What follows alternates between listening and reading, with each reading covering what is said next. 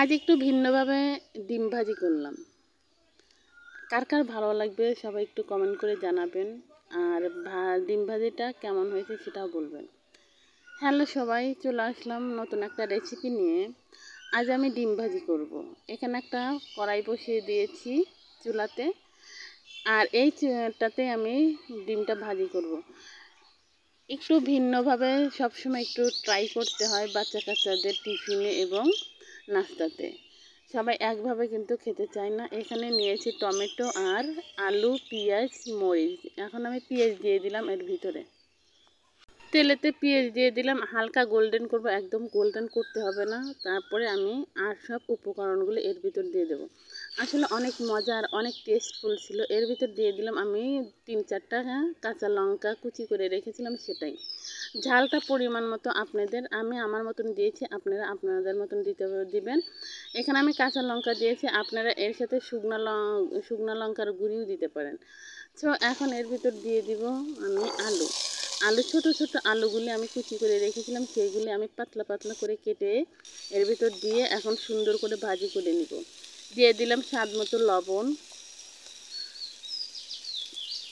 হলুদের গুঁড়ি 1/2 চা চামচ, ধনিয়ার গুঁড়ি 1/2 চা চামচ, ভাজা জিরার গুঁড়ি 1/2 চা চামচ, আর দিয়ে দিলাম এখানে বাটা। আমি আদা রসুন জিরা একসাথে বেটে ফ্রিজে রাখি, সেই বাটাটা এর ভিতর দিয়ে দিলাম।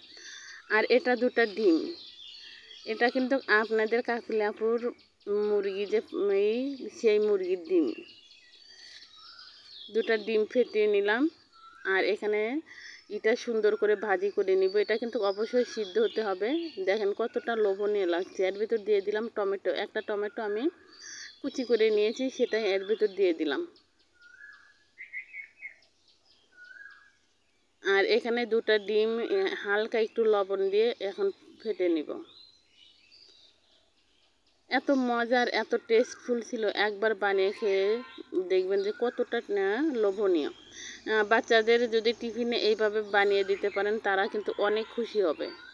কারণ সবসময় একভাবে ডিম খেতে চান, একটু ভিন্নভাবে ডিমটা বানিয়ে দিলে দেখা যায় কি ওরা মানে অনেক করে খেয়ে নেয়। এই যে দেখেন আমি ডিমটা ফেটে রেখেছিলাম, সেটা আমি যে আলু টমেটো ভাজি করলাম সেটার উপরে দিয়ে দিলাম।